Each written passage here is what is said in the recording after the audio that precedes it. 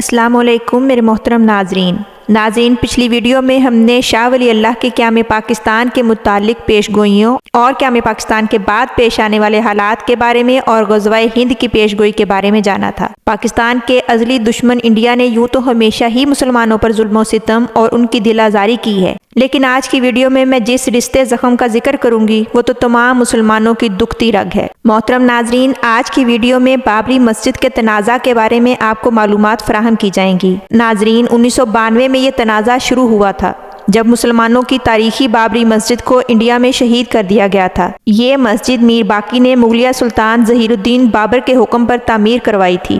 یہ مسجد اتر پردیش میں تعمیر ہوئی تھی۔ اس جگہ کے بارے میں ہندوؤں کا یہ دعویٰ تھا کہ اس جگہ پر رام کی پیدائش ہوئی تھی، اس لیے اس جگہ پر مسجد کی بجائے مندر تعمیر ہونا چاہیے تھا۔ پھر عدالت میں بھی کیس چلا مگر فیصلہ ہندوؤں کے حق میں ہو گیا۔ اس کے بعد پیش آنے والے واقعات کے بارے میں آپ کو آگاہ کروں گی۔ یہ بھی بتاؤں گی کہ حالیہ دنوں میں آخر ایسا کیا ہوا کہ پوری دنیا کے مسلمانوں کے دل ٹوٹ گئے اور ہندو بڑے خوش ہیں اور جشن مناتے پھر رہے ہیں۔ آج آپ کو اس افسوسناک واقعہ کے بارے میں تفصیل بتاؤں گی۔ آپ سبھی سے گزارش ہے کہ ویڈیو کو آخر تک لازمی دیکھیے گا۔ بابری مسجد ظہیر الدین بابر نے میر باقی سے 1527 میں اتر پردیش کے علاقے میں تعمیر کروائی تھی۔ یہ مسجد مغلیہ فن تعمیر کا ایک شاہکار تھی۔ اس مسجد کے اوپر 3 گنبد تعمیر کیے گئے تھے۔ اس مسجد کو پتھروں سے تعمیر کیا گیا تھا۔ مسجد ٹھنڈی رہے اس غرض سے اس کے گنبد کو بلند بنایا گیا تھا۔ ناظرین، 28 مارچ 1934 میں جو ہنگامہ ہوا اسے گاؤں کشی کا نام دیا گیا، مگر اصل میں ہندوؤں نے بہانہ بنایا تھا اور بلوائیوں نے مسجد کے اندر گھس کر بہت توڑ پھوڑ کی اور مسجد میں ممبر کے دونوں طرف موجود کتبے بھی اٹھا لیے تھے۔ بعد ازاں ظہور خان نامی ایک ٹھیکیدار نے ان کتبوں کی نقل تیار کروا کر اسے پہلی والی جگہ پر نصب کروا دیا۔ ناظرین، اگر تاریخ کو کھنگالا جائے تو معلوم ہوتا ہے کہ پہلے مسلمانوں اور ہندوؤں کے درمیان کبھی کوئی تصادم نہ ہوا تھا۔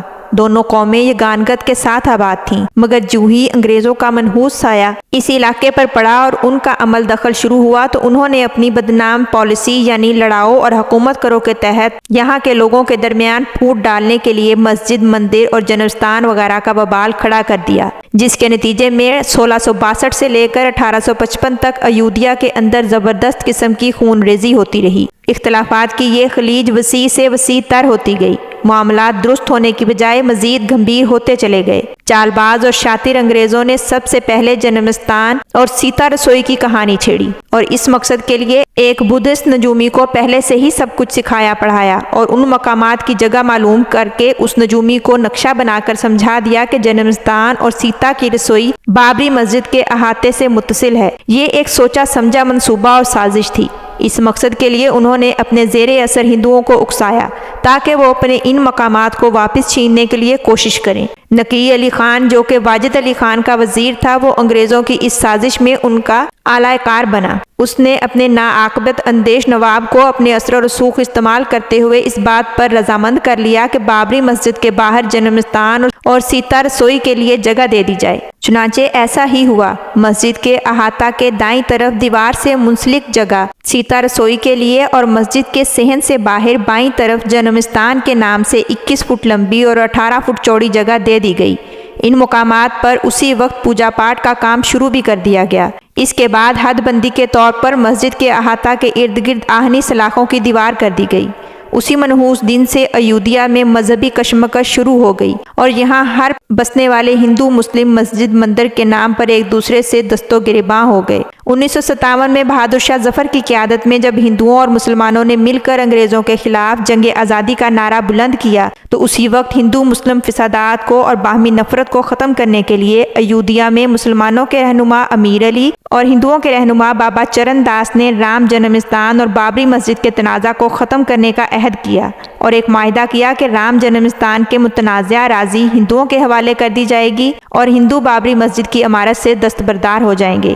اس معاہدے پر دونوں فریقین بصد خوشی راضی ہو گئے اور 2 سال سے بھڑکتی ہوئی اختلافات کی آگ ٹھنڈی ہو گئی، مگر انگریزوں سے یہ ہندو مسلم اتحاد برداشت نہ ہو سکا اور انہوں نے دونوں رہنما یعنی امیر علی اور بابا چرن داس دونوں کو ایودھیا میں املی کے پیڑ پر لٹکا کر پھانسی دے دی اور مندر مسجد کے تنازع کو از سر نو اٹھانے کے لیے رام جنمستان اور بابری مسجد کے درمیان ایک دیوار کھینچ دی۔ دونوں کے راستے بھی الگ الگ بنا دیے گئے۔ اور شمالی جانب جو مسجد کا دروازہ تھا وہاں سے داخلے پر پابندی عائد کر دی گئی، اور دوسری طرف جذباتی ہندوؤں کو اس بات پر اکسایا کہ وہ اس تقسیم کو مسترد کرتے ہوئے پوری مسجد کی اراضی پر دعویٰ کر دیں، اور ایک طرف مسلمانوں کو بھی غصہ دلایا کہ وہ بھی مسجد کی جگہ اور اس کے بٹوارے کو تسلیم نہ کریں۔ لہٰذا یہ کشمکش پھر سے شروع ہو گئی، جس کا ایک طویل سلسلہ ہے۔ محترم ناظرین، 1948 اور 1949 میں جب ملک فرقہ وارانہ تشدد کی آگ میں جھلس رہا تھا اور پورے ہندوستان میں افراتفری کا عالم تھا، تو 22 اور 23 دسمبر 1949 کی درمیانی رات میں ہنومان گھڑی کے رام داس نے اپنے کچھ چیلوں کے ساتھ مل کر مسجد میں گھس کر محراب کے اندر ایک مورتی رکھ دی۔ اس وجہ سے مسجد ناپاک ہوئی اور امن کو خطرہ لاحق ہو گیا۔ اسی بات کو بنیاد بنا کر اس وقت کے سٹی مجسٹریٹ نے دفعہ 145 کے تحت مسجد اور اس سے ملحق گنج شہیداں کو مکفل کر دیا اور فریقین کے نام نوٹس جاری کیا کہ اپنے اپنے دعوے پر ثبوت پیش کریں۔ سٹی مجسٹریٹ کا یہ عمل غیر منصفانہ عمل تھا، اور یہ غیر منصفانہ عمل چیخ چیخ کر بتا رہا ہے کہ مسجد کے اندر بت رکھنے کی کارروائی سراسر ایک گہری سازش کے تحت عمل میں لائی گئی تھی، ورنہ سالوں سے قائم ایک مسجد کے بارے میں ثبوت طلب کرنا کیا معنی رکھتا ہے، کیونکہ سیدھی بات تو یہ ہے کہ اس علاقے کے کانسٹیبل کی رپورٹ کے مطابق مجرمین کو قرار واقعی سزا دی جاتی اور مسجد سے مورتی کو باہر نکال کر اس مسئلے کو ختم کر دیا جاتا۔ بعد ازاں مسلم رہنماؤں نے پنڈت جواہر لال نہرو کو اس معاملے سے آگاہ کرتے ہوئے اس کو حل کرنے کی درخواست کی، مگر کوئی خاطر خواہ فائدہ نہ ہوا۔ جنگ آزادی میں مسلمانوں نے جو قربانیاں دیں، ان کو ان قربانیوں کا صلہ یہ ملا کہ صدیوں سے رکوع و سجود سے آباد ہونے والی مسجد کو ایک سازشی کارروائی کے تحت مکفل کر دیا گیا۔ اس وقت نہایت رنج کے عالم میں مولانا آزاد نے یہ کہا تھا کہ میرے ذہن میں یہ سوال گونج رہا ہے کہ مستقبل میں مسلمانوں کو ایک ملت کی حیثیت سے قبول بھی کیا جائے گا یا نہیں۔ اگر اس کا جواب اسوات میں ملتا ہے تو بابری مسجد سے بت ہٹا دیے جائیں گے، اور اگر آگے چل کر اس کی نفی ہوتی ہے تو پھر انتظار کیجیے کہ دوسری مسجدوں میں بھی اس طرح کے حادثات پیش آ سکتے ہیں۔ ناظرین، آج کے پیش آنے والے واقعات سے مولانا آزاد کے وہ خدشات صحیح ثابت ہو رہے ہیں۔ اس حادثے کے بعد 1950 میں گوپال سنگھ نامی ایک شخص نے چند لوگوں اور اتر پردیش کی سرکار کو پارٹی بنا کر یہ دعویٰ کر دیا کہ مسجد جنمستان ہے، اس جگہ ہم پوجا پاٹ کرتے ہیں، مگر مسلمان اور ضلعی حکام اس میں رکاوٹ ڈالتے ہیں، لہٰذا اس رکاوٹ کو ختم کر کے ہندوؤں کو باضابطہ طور پر پوجا پاٹ کی اجازت دی جائے۔ اس مقدمے کے دائر ہونے کے بعد تیسرے دن عدالت نے ہندوؤں اور مسلمانوں دونوں کا مسجد میں داخلہ ممنوع قرار دے دیا۔ اس کے بعد 1951 میں عدالت نے ہندوؤں کو مسجد کے اندر جا کر پوجا کرنے کی اجازت دے دی، لیکن مسلمان پھر بھی مسجد کے اندر جا کر اپنے خدا کا نام لینے سے محروم رہے۔ ناظرین، تاریخ گواہ ہے کہ جب طاقت اور ظلم کو قانون کی پشت پناہی مل جاتی ہے تو انصاف ناممکن ہو جاتا ہے۔ اس دعویٰ کی جواب دہی کرتے ہوئے فیاض آباد کے ایس پی کرنا سنگھ نے 1950 میں جواب دعویٰ درج کیا۔ اس میں درج تھا کہ زمانہ قدیم سے بابری مسجد مسلمانوں کی ہے اور وہ سالوں سے اس میں نماز پڑھتے چلے آ رہے ہیں، ہندوؤں کا اس سے کوئی سروکار نہیں۔ اس طرح ڈپٹی کمشنر آف فیاض آباد نے بھی یہی دعویٰ کیا۔ اس کے بعد 1961 میں بھی 2 مقدمات درج کیے گئے، ایک رام چندر داس اور دوسرا نرموہی اکھاڑا کی طرف سے تھا، جس کے جواب میں جمعیت علماء ہند اور یوپی وفد بورڈ کی جانب سے بھی مقدمات درج کیے گئے کہ بابری مسجد میں مسلمان 1958 سے برابر عبادت کرتے آ رہے ہیں، لہٰذا وہ انہیں واپس کر دی جائے اور نماز میں کسی قسم کا خلل نہ ڈالا جائے، مگر 35 برس تک عدالت میں یہ مقدمات معطل پڑے رہے۔ ان کے متعلق کوئی مؤثر کارروائی نہ کی گئی۔ خلاف قانون اس عرصہ میں مسجد میں بہت سی تبدیلیاں پیدا کر دی گئیں۔ مثلا مسجد کے صدر دروازے پر اللہ بزرگ و برتر کا نام کندہ تھا، جسے کھرچ دیا گیا، اور دروازے پر جنمستان مندر کے نام کا بورڈ لگا دیا گیا۔ احاطے کی 4 دیواری اور درمیانی جگہ میں سیاہ اور سفید سنگ مرمر کا فرش لگایا گیا، جسے پری کرما کا نام دیا گیا۔ صحن مسجد میں ایک ہینڈ پمپ بھی لگا لیا گیا۔ مسجد کے باہر مشرق کی طرف ایک سفالہ پوش مندر اور مندر کے پجاری کے لیے ایک کمرہ تعمیر کر لیا گیا، اور ایک طرف نام نہاد جنمستان کے چبوترے پر بھی ایک مندر بنا لیا گیا، اور مسجد کی درمیانی گنبد پر ایک زرد جھنڈا لگا دیا گیا۔ یہ ساری تبدیلیاں 1968 سے لے کر 1986 کے درمیانی عرصہ میں کی گئیں، مگر ریسیور انتظامیہ اور عدالت کے ماتھے پر شکن تک نہ آئی۔ مسلمان کسی حد تک مطمئن تھے کہ مسجد مکفل ہے۔ اور ہائی کورٹ میں اس کے مقدمات کی سماعت ہو رہی ہے اور عدلیہ اس بارے میں جو بھی فیصلہ کرے گی اسے تسلیم کر لیا جائے گا، کیونکہ وہ ابھی بھی عدلیہ پر اعتماد کرتے تھے۔ اسی پرامن ماحول میں 25 جنوری 1986 میں رمیش پانڈے، جو کہ ایک غیر متعلق شخص تھا جس کا اس مسجد کے بابت دائر شدہ مقدمات میں کوئی عمل دخل نہ تھا، اس نے صدر منصف فیض آباد کی عدالت میں یہ درخواست دائر کی کہ جنم استان میں پوجا پاٹ کی اجازت ہونی چاہیے، اس لیے ضلعی انتظامیہ کو عدالت حکم دے کہ بابری مسجد کا تالا کھولا جائے تاکہ میں اور باقی ہندو بغیر کسی رکاوٹ کے پوجا کر سکیں، مگر صدر منصف نے یہ کہہ کر درخواست مسترد کر دی کہ اس مقدمے کی فائل ہائی کورٹ میں زیر سماعت ہے، اس لیے اس مقدمے پر کوئی بھی فیصلہ نہیں کیا جا سکتا۔ اس کے بعد منصف کے اس فیصلے کے خلاف مسٹر کے ایم پانڈے نے ڈسٹرکٹ جج کی عدالت میں 30 جنوری 1986 میں اپیل دائر کی۔ اس ڈسٹرکٹ جج نے 1 فروری 1986 کو یک طرفہ فیصلہ سنا دیا کہ ضلعی انتظامیہ تالا کھول دے اور راجیش پانڈے اور عام پجاریوں کو پوجا پاٹ کی اجازت دے دی جائے، اور اس کے بعد لا اینڈ آرڈر کو بحال رکھنے کے لیے مناسب کارروائی عمل میں لائی جائے۔ یہ اعلان 11:15 بجے ہوا اور 5:19 پر بابری مسجد کا تالا بغیر کسی تاخیر کے کھول دیا گیا، جو کہ ایک سراسر غیر منصفانہ فیصلہ تھا۔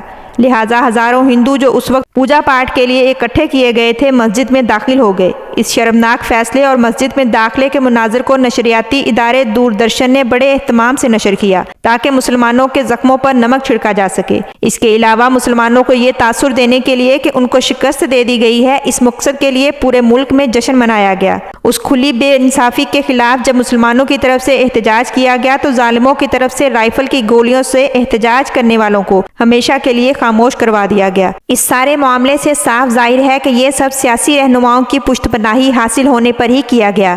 اب اس واقعہ سے ہندوؤں کے حوصلے مزید بڑھ گئے۔ انہوں نے مسجد کو منہدم کر کے اس کی جگہ مندر تعمیر کرنے کا شور بلند کر دیا۔ حکومت کی دوغلی سیاست سے ان کے حوصلے مزید بلند ہوئے۔ چنانچہ وشو ہندو پریشد کے سربراہ سنگل نے دھمکی آمیز زبان میں یہ اعلان کیا کہ 9 نومبر 1989 کو مندر کا سنگ بنیاد رکھا جائے گا، اور ملک کی کسی سیاسی پارٹی میں اتنی ہمت نہیں ہے کہ ہمارے اس پروگرام کو روک لے۔ جگہ جگہ جلوس نکالے گئے۔ رتھ یاترا کے دوران نہایت دلخراش کلمات اور تقاریر بھی کی گئیں۔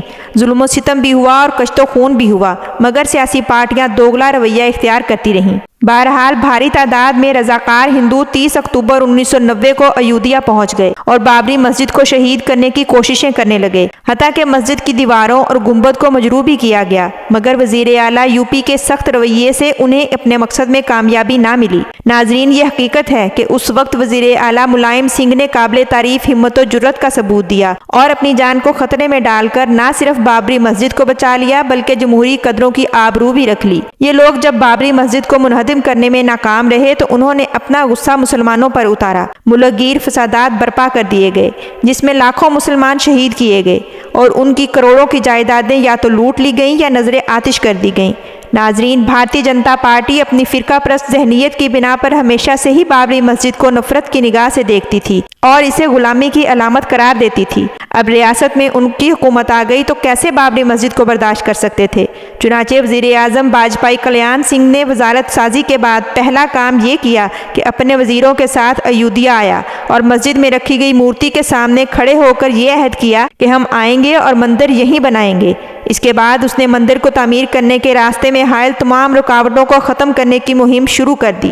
اس نے بابری مسجد سے ملحقہ متنازع اراضی کو اپنی تحویل میں لے لیا، پھر اسے وشو ہندو پریشد تنظیم کے حوالے کر دیا جو کہ ایک شدت پسند تنظیم ہے۔ اب وہاں ایک مضبوط چبوترے کی تعمیر کا کام زور و شور سے شروع ہو گیا، جبکہ ہائی کورٹ کے احکامات تھے کہ متنازع جگہ پر کسی قسم کی کوئی تعمیرات نہ کی جائیں۔ یہ تعمیر ہوتی رہی اور مسلمان لیڈر اس کے خلاف احتجاج کرتے رہے، لیکن مرکزی حکومت نے کوئی مؤثر حکمت عملی نہ اپنائی، یہاں تک کہ تعمیر مکمل ہو گئی۔ اب وزیر اعظم نے اثر نو فریقین کے درمیان مذاکرات کا سلسلہ شروع کروایا، مگر اچانک ہندو وشو پرشد نے یک طرفہ اعلان کر دیا کہ 6 دسمبر 1991 کو کارروائی ہوگی۔ اس کے بعد گفت و شنید کی کوئی گنجائش نہ بچی۔ اس اعلان کے ہوتے ہی تمام فرقہ پرست تنظیمیں حرکت میں آ گئیں۔ انتہا پسند رضاکار کے نام پر ایودھیا میں جمع ہونے لگے۔ پورے ملک کے حالات کشیدہ ہونے لگے۔ مرکزی حکومت کی طرف سے یہ یقین دلایا گیا کہ یہ کارروائی صرف علامتی ہوگی، بابری مسجد کو کوئی نقصان نہ ہوگا اور اس کی حفاظت کی پوری ذمہ داری اٹھائی جائے گی۔ مرکزی حکومت کی طرف سے فوج بھی بلائی گئی، مگر اس کو سوچے سمجھے منصوبے کے مطابق مسجد سے 2-2.5 میل دور تعینات کیا گیا۔ وزیر اعظم کی طرف سے فوج کو یہ خاص حکم دیا گیا کہ بھگتوں پر کسی قسم کی کوئی کارروائی نہ کی جائے اور نہ ہی کوئی گولی چلائی جائے۔ ان تمام احکامات کے بعد آخرکار 6 دسمبر کی وہ وحشتناک تاریخ آ گئی۔ اڈوانی سنگھل اور دیگر سیاسی رہنما 2 لاکھ رضاکاروں کی فوج کے ساتھ وہاں پہلے سے ہی موجود تھے۔ کارروائی شروع ہوئی اور تشدد پر آمادہ ان تربیت یافتہ رضاکاروں نے بابری مسجد پر 11:55 پر دھاوا بول دیا اور شام 4 بجے تک وہ مسجد کو شہید کرتے رہے اور ملبے کو دور پھینکتے رہے، یہاں تک کہ بابری مسجد کا نام و نشان تک مٹا دیا گیا۔ وزیر اعظم اور وزیر داخلہ کو 1-1 منٹ کی خبر ملتی رہی، لیکن مسجد کی حفاظت کا کوئی منصوبہ عمل میں نہ لایا گیا۔ باجپائی کلیان سنگھ اپنے منصوبے میں کامیاب ہونے کے بعد اپنے عہدے سے دستبردار ہو گیا اور صدر راج کا نفاذ ہو گیا۔